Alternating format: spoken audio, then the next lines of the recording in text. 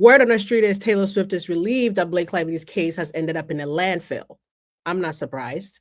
I truly don't care though, do you? Somehow Blake is also saying this case is emotionally taxing and blah, blah, blah. Well, we could have told you that, but you never prepared because you never thought this case would get this far. Grab a snack, meet me on the other side. Let me catch you up. F around and find out. Hello there, beautiful people, and welcome back to a brand new episode of F Around and Find Out. I'm your host, Elsie. I appreciate you for being here. You're going to have to forgive me for my nasal sounded voice. I'm still sick. I thank you guys for the best wishes, for the birthday wishes, for the get well wishes. I appreciate all of you. And thank everybody who's also sending good wishes to my son, because you could hear him coughing and sneezing in the background as well. I thank all of you guys for the support. I'm not going to take too much of your time, but can I just say, just put your hands up in the comments. Like, truly, do you care if Blake Lively is at Taylor Swift's wedding or not? Like, what does that prove to us or not? I mean, in the beginning, when this case was on, like, we were trying to find our footing and we were trying to figure out the good guys, the bad guys, yeah, maybe. But now I don't care. I'm not looking for Taylor Swift to be the moral compass. Like, she's not my moral compass.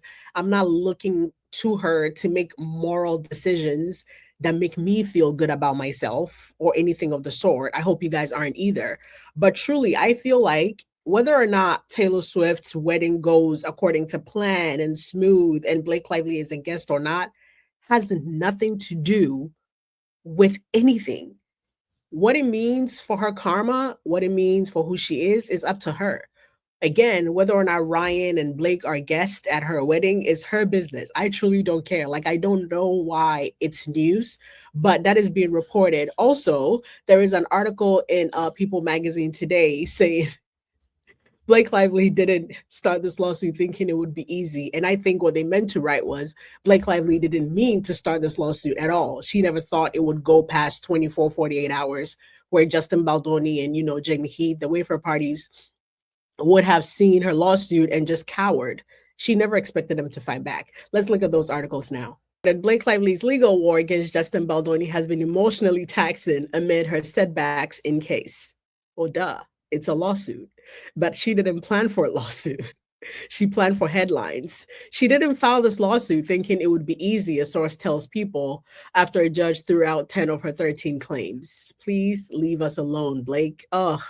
Blake Lively's legal battle with Justin Baldoni is taking an emotional toll on the actress, according to a source. In the wake of the latest setback in Lively's case, the Thursday, April 2nd dismissal of the bulk of her claims against Ed Enswetter's director, co-star Baldoni, 42, a source tells People that the legal proceedings have been emotionally taxing for the actress. She didn't file this lawsuit thinking it would be easy, and the insider says Lively, who first filed the sexual harassment complaint against Baldoni in December 2024.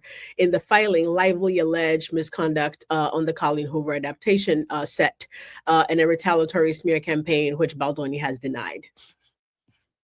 She knew it would be a long, challenging process, but she felt it was something she needed to do. Nobody asked her to do that.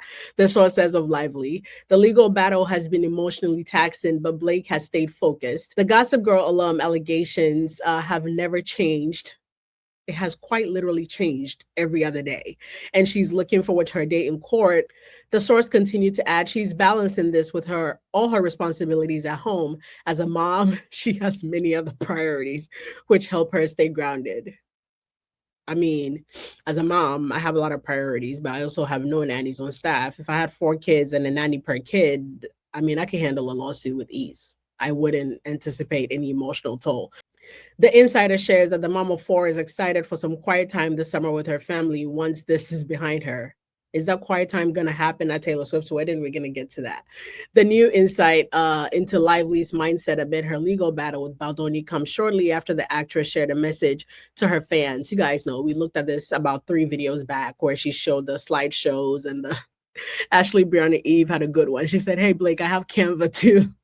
And then she went and showed everything that looks good for Justin. I love that. I will never stop doing my part in fighting to expose the system and people who seek to harm, shame, silence, and retaliate against victim, Lively wrote in a statement on Instagram on Friday. I know it's a privilege to be able to stand up. I will not waste it, Lively said, adding a dragon emoji. What was that?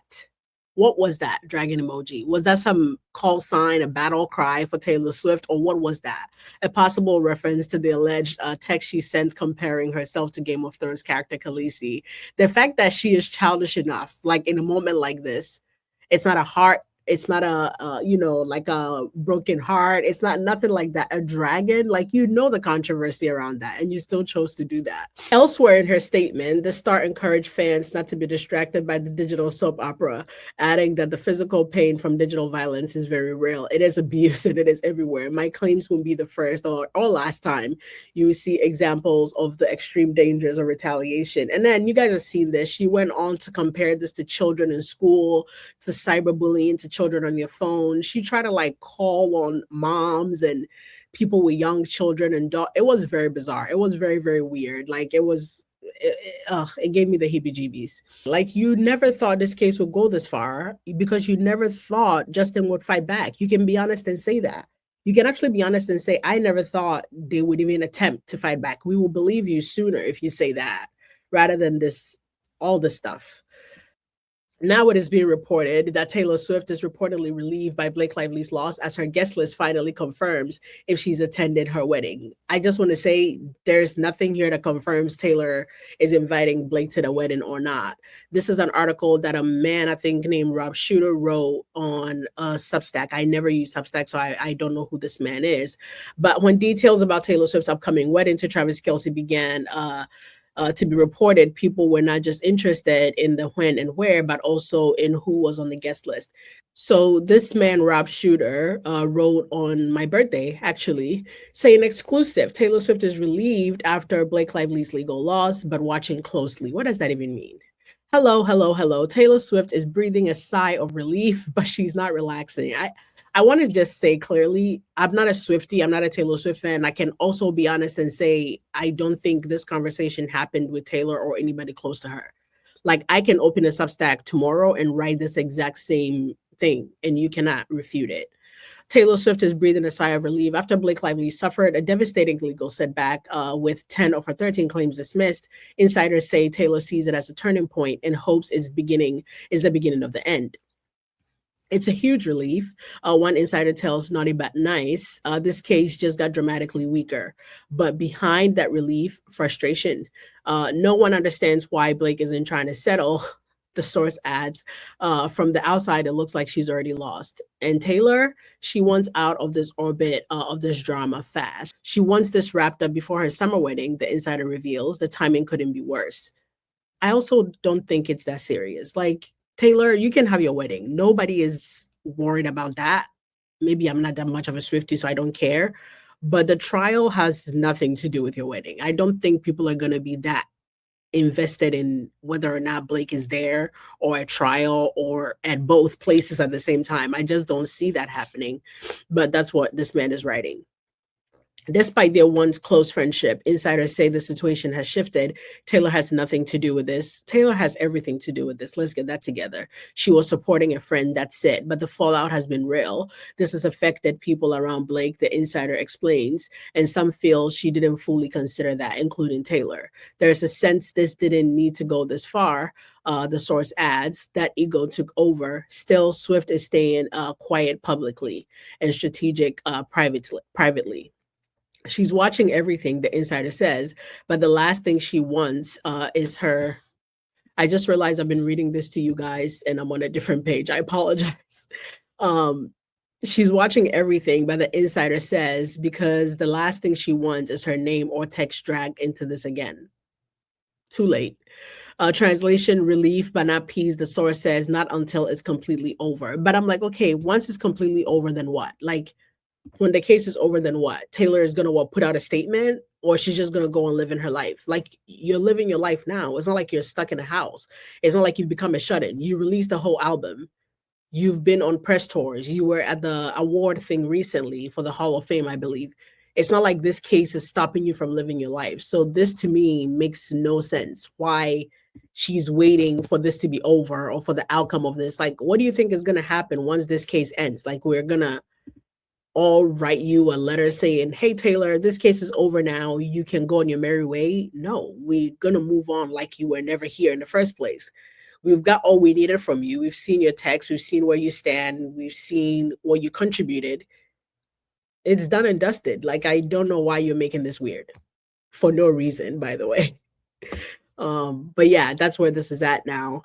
I am still barely able to talk without stopping to suck for air. We are also waiting to hear back if there is anything that happened at the settlement hearing, which was supposed to take place today.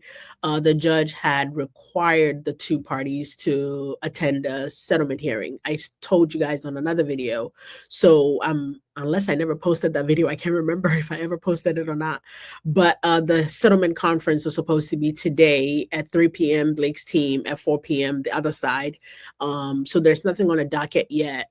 It wasn't a settlement hearing, I'm sorry, to schedule something as far as a settlement. So if we hear anything from that, I'll bring it to you guys. I appreciate you for being here. Please remember to like, share, subscribe, leave a comment, and I'll see you on the next one. Have a good day. I'm going to go soak my face in some tea and just lie down because I can barely hold my head up. I appreciate you guys for being here. Again, I'll see you on the next one. Have a good day. Bye-bye.